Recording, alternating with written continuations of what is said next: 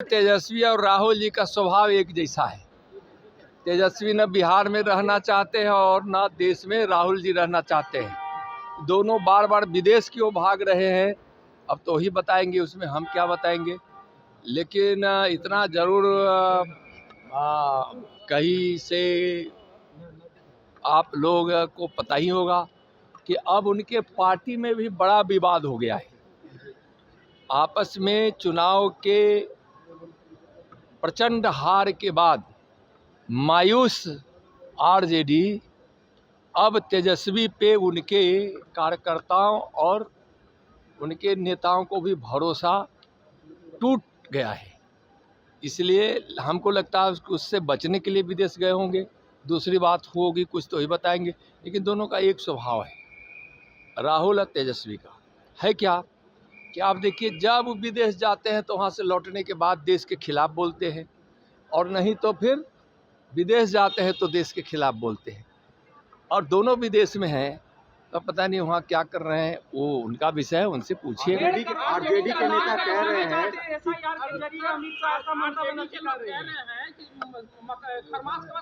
खेला होगा 80%। कौन कर रहे हैं? आरजेडी के लोग अभी भी उम्मीद खेला नीतीश कुमार फिर पलटी मारेंगे, उम्मीद अभी भी है उन लोगों को। एक बार और पलटी मार देंगे। देखिए, मैं बताता हूँ, बिहार में एनडीए अपने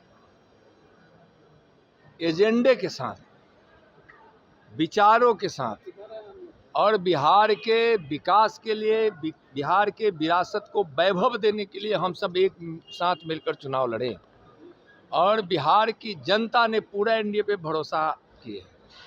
और तेजस्वी का इस तरह बोलना कहीं न कहीं और साबित करता है कि तेजस्वी अब राजनीति में इतने हताश हो गए, इतने निराश हो गए हैं कि अब उनके अंदर राजनीति करने का भी कोई हौसला या कोई कहीं से उनके मन में कोई इरादा नहीं रहा, इसलिए ऐसा वो बात बोलते हैं। ममता बनर्जी अमित शाह जो हटाया जा रहा है, आरोप लगा रही है वोटर लिस्ट से।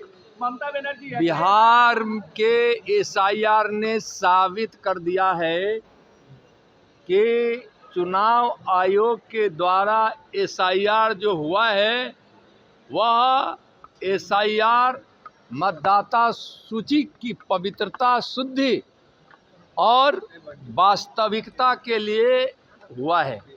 इसलिए कि एसआईआर के माध्यम से जो यहाँ मतदाता सूची का जो शुद्धिकरण हुआ है, उसमें आप देखे होंगे कि आम जनता को कहीं आपत्ति नहीं थी। जिनकी मृत्यु हो गई थी उनका नाम हटना था। जो नए लोग मतदाता सूची में जिनकी उम्र 18 वर्ष की हो गई है उनको जोड़ना था। और वैसे सारे गलत कागजातों के साथ, चाहे वह विदेशी घुसपैठिया हो, चाहे वह बांग्लादेश का हो या रोहिंग्या हो या जो भी हो, वैसे लोगों को महागठबंधन, घमटिया गठबंधन के लोग अपने घमंड में, अहम में चूर होकर उनको जो बिना बिहार और देश की चिंता परवाह किए हुए वोट के लालच में मतदाता सूची में नाम जो दर्ज करवा दिए थे, तो उनके आधार पर यह चुनाव जीतना चाहते थे। ममता बनर्जी जी भी बंगाल में क्यों उनको तकलीफ हो रहा है? अगर जो घुसपैठियों के खिलाफ पर अगर ममता ये चुनाव लड़ना चाहती है तो घोषणा कर दे कि हम घुसपैठियों के आधार पर हम चुनाव लड़ना चाहते हैं। घुसपैठियों के आधार पर जीतने की मंसूबा रखने वाली कोई भी पार्टी हो या बंगाल की ममता जी हो, अब आप यह सोच लीजिए कि अब इस देश की जनता, युवा, महिला, किसान, मजदूर सब जाग उठे हैं। अब उन लोगों की हकमारी करने वाला किसी भी घुसपैठिए का नाम मतदाता सूची में रहने वाला नहीं है।